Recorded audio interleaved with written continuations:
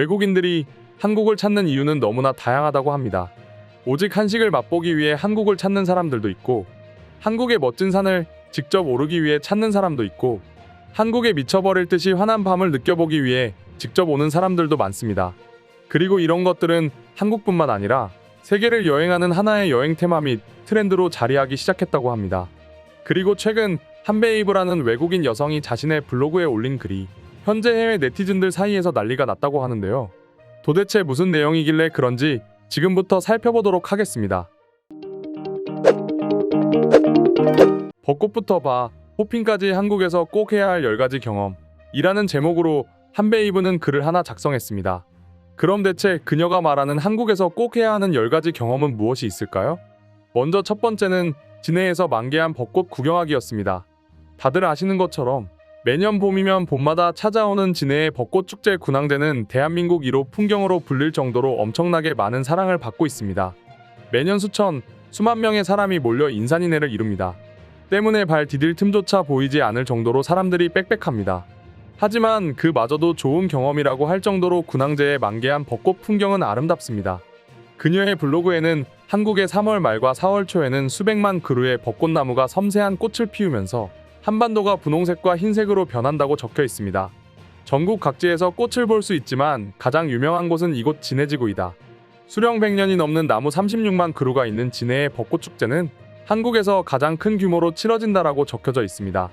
뿐만 아니라 지금은 폐역이지만 경화역에서 연인과의 사진은 정말로 발로 찍어도 아름다울 정도로 그 풍경은 감히 장관입니다. 두 번째, 그녀가 말한 한국에서 해야 할 경험은 청계천이었습니다. 도심을 동서로 흐르는 길이 약 11km의 시내인 청계천은 한국인이 봤을 때에도 정말 아름답기 짝이 없습니다. 심지어 군항제처럼 한철 잠깐 보는 것이 아닌 봄, 여름, 가을, 겨울 언제든지 볼 수 있기 때문에 더더욱 사람들을 설레이게 만듭니다. 그뿐 아니라 한때 고속도로로 덮였다가 서서히 도시 재생사업의 일환으로 복원된 조선시대의 수로를 따라 산책하는 사람들은 시내 박물관에서 길을 멈추고 설치된 미술품들을 감상하고 또 거리 공연을 관람하고 사람들과 삼삼오오 모여 계단에 걸터앉아 간식까지 즐기면 하루의 피곤을 날려버릴 수 있습니다. 서울의 대표 힐링 장소이기도 한 이 청계천을 반드시 경험해봐야 할 10가지 중 한 가지로 꼽았습니다. 다음 세 번째 경험은 차차하세요라는 것이었습니다. 차차라는 건 한국인인 저에게도 생소했는데요. 사실 이것은 얼핏 보면 춤같이 느껴지지만 춤이 아닙니다. 그리고 외국인의 시선에서 말하는 이 차차는 한국에서 하룻밤의 연속적인 환락을 의미한다고 합니다. 어떤 의미인가 하니 1차는 삼겹살에 소주 혹은 소맥 한 잔을 즐기고 곧바로 2차로 가볍게 맥주 한 잔 하면서 소화를 시키고 3차는 다시 제대로 된 술 한 상 또는 또 다른 가벼운 음주를 즐길 수 있는 바로 이동합니다. 그렇게 분위기가 한껏 고조됐을 때 젊은 사람들은 클럽으로 향합니다. 뿐만 아니라 4차까지 즐겼지만 그것도 모자라 마지막으로 노래방이나 친구의 집으로 이동해 K-팝을 즐기며 5차를 진행합니다. 물론 한국인이라도 힘든 이건 외국인들에게는 무리이기는 하지만 그녀는 꼭 한 번쯤은 경험해봐야 하는 한국의 밤 문화라고 소개했습니다. 네 번째 경험은 한국의 야구 경기를 관람하라는 것이었습니다. 사실 한국에서는 다른 스포츠보다도 특히 야구의 인기가 대단합니다. 다른 나라의 스포츠 문화와 비교했을 때 상당히 건전하기도 하고 내가 좋아하는 야구 선수를 가까이에서 볼 수 있으며 또 대기업들의 엄청난 돈이 투자된 여러가지 관람거리도 있습니다. 심지어 이곳에서는 프라이드 치킨, 피자, 과자와 간단한 간식거리 및 맥주까지 즐길 수 있습니다. 물론 다른 나라에서도 마찬가지지만 한국의 이런 응원 문화는 해외에도 소개될 정도로 건전한 문화이지만 세상 어떤 나라의 응원 문화보다 재밌다고 합니다. 다섯 번째 경험은 각 도시의 시그니처 요리를 먹어보는 것이었습니다. 한국은 지역별로 떠오르는 음식이 꼭 하나씩 있습니다. 부산하면 돼지국밥, 대구하면 막창, 안동하면 찜닭, 횡성하면 한우처럼 딱 떠오르는 음식이 하나씩 있습니다. 그리고 이런 음식을 경험하면 웬만해서는 실패를 할 수 없고 기분 좋게 여행을 이어갈 수 있습니다. 여섯 번째 경험은 막걸리와 전과 함께 하이킹을 해보라는 것이었습니다. 한국은 아시다시피 국토의 70%가량이 산악 지형으로 뒤덮인 곳으로 하이킹을 좋아하는 사람들에게 한국은 딱 안성맞춤인 여행지죠. 심지어 정상에 오르면 사람들과 나눠 먹는 음식으로 잠시 어릴 때 누렸던 소풍을 온 것 같은 느낌을 받기도 합니다. 뿐만 아니라 한국에서는 또 하나의 전통이 있습니다. 바로 산을 내려오면 사람들이 삼삼오오 모여 막걸리와 도토리묵, 전을 즐기며 휴식을 취하는 관습이 있죠. 하나의 전통이기도 한데 이를 소개해 주었습니다. 또한 한국에서는 여러 가지 테마로 꾸며진 카페를 방문해 보라고 했습니다. SNS를 특히 사랑하는 젊은 여성들에게 한국의 카페는 모든 것들이 아름답고 환상적이라고 설명했습니다. 심지어 반려견과 함께 할 수 있는 카페도 있을 뿐더러 고양이, 너구리, 미어캣, 캥거루 및 기타 여러 생물을 카페에서 만날 수 있습니다. 물론 음료가 비싸다는 단점이 있긴 하지만 동물들을 사랑한다면 7~8천 원은 괜찮지 않나 하는 생각이 들기도 하네요. 이 밖에도 재래시장을 방문하라는 것과 담양의 대나무 그리고 마지막으로 보성 녹차밭을 즐기라는 것이 있었습니다. 이렇게 총 10가지 한국에서 꼭 해야 할 것에 대해 소개해드렸습니다.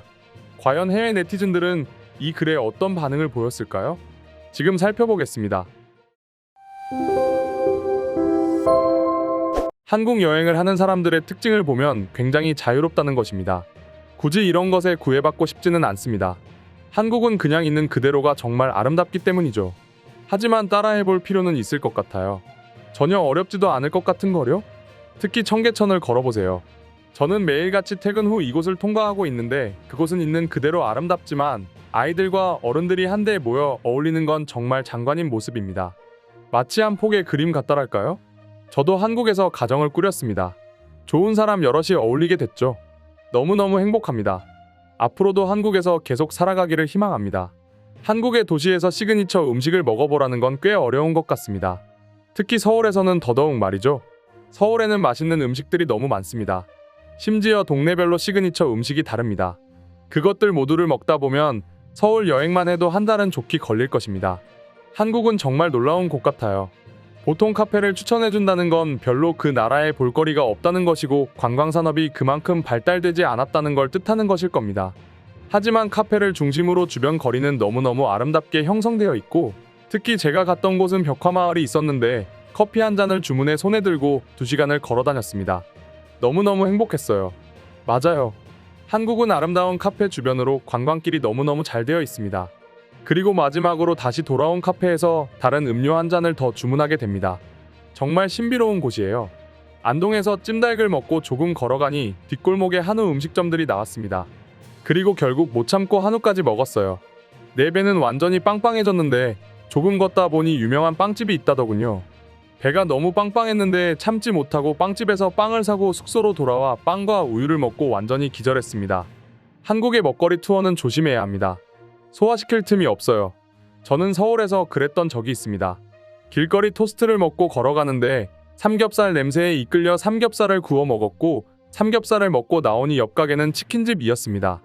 그리고 치킨과 걸어오는 도중에 회를 주문했고 호텔에서 우리는 3번째 파티를 즐겼습니다. 한국을 가야 할 이유가 분명해졌네요. 저는 올해 겨울 한국의 따뜻한 남쪽을 여행하겠습니다. 특히 먹거리가 많은 전라도와 제주도를 방문할 예정입니다. 오늘의 영상은 이것으로 마칠 텐데 영상이 유익하셨다면 구독과 좋아요, 알림 설정 한 번씩 부탁드리겠습니다. 다음 영상으로 찾아오겠습니다. 감사합니다.